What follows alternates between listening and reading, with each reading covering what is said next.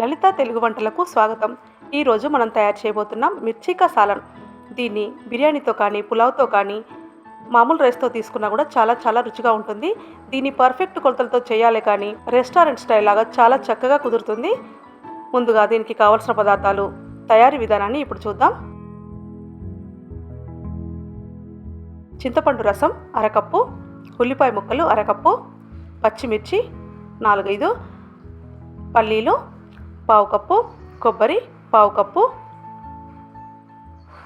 ఉప్పు రుచికి సరిపడా, కరివేపాకు, గసగసాలు 2 టేబుల్ స్పూన్లు, ధనియాలు 1 టేబుల్ స్పూన్, జీలకర్ర పౌడర్ 1 టీ స్పూన్, అల్లం వెల్లుల్లి paste 1 tea spoon, red chilli powder 1 tea spoon, oil కొద్దిగా, నువ్వులు 2 టేబుల్ స్పూన్లు, కొత్తిమీర.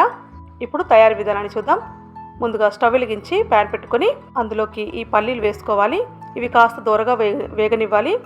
ఇవి కాస్త దూరగా వేగిన తర్వాత ఈ ఎండు కొబ్బరి, గసగసాలు, ధనియాలు, నువ్వులు ఇవన్నీ వేసుకొని 1-2 నిమిషాల పాటు అలా దూరగా వేయించుకోవాలి. స్టవ్ ఫ్లేమ్లో పెట్టి వేయించుకోవాలి.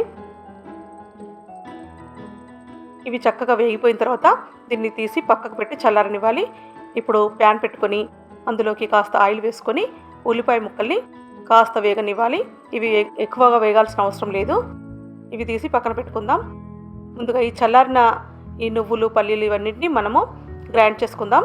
ఇలా కాస్త పొడిగా గ్రైండ్ చేసుకున్న తర్వాత మనం వేయించిన ఉల్లిపాయ ముక్కలు, 1 పచ్చిమిర్చి వేసుకొని కాస్త వాటర్ వేసుకొని మెత్తగా పేస్ట్ లాగా తయారు చేసి పెట్టుకోవాలి. ఇలా పేస్ట్ అయింది కదా, దీన్ని పక్కన పెట్టుకుందాం. ఇప్పుడు ప్యాన్ పెట్టుకొని అందులోకి ఆయిల్ వేసుకోవాలి. అందులో జీలకర్ర, ఆవాలు, కొన్ని మెంతులు వేసుకొని చిటపటలాడిన తర్వాత మనం అల్లం వెల్లుల్లి పేస్ట్ వేసుకొని ఈ పచ్చివాసన పోయేలాగా వేగనివ్వాలి. అలాగే కరివేపాకు కూడా వేసుకోవాలి. ఈ పచ్చిమిర్చి నేను 4 వేసుకున్నాను. మీరు అవసరమైతే ఎక్కువ కూడా వేసుకోవచ్చు. కాస్త పసుపు, 1 టీ స్పూన్ ఎండుమిర్చి కారం, అలాగే 1 టీ స్పూన్ జీలకర్ర పౌడరు, 1 టీ స్పూన్ ధనియాల పౌడరు, రుచికి సరిపడా ఉప్పు వేసుకొని ఈ పచ్చిమిర్చి మనం కాస్త వేయించుకున్నా సరిపోతుంది. ఎందుకంటే మనము ఈ కర్రీ కుక్ అయ్యే లోపల అది ఉడికిపోతుంది కాబట్టి ఎక్కువ వేగాల్సిన అవసరం లేదు. ఇప్పుడు మనము ముందుగా రెడీ చేసి పెట్టుకున్న ఈ పేస్ట్ కూడా వేసుకోవాలి.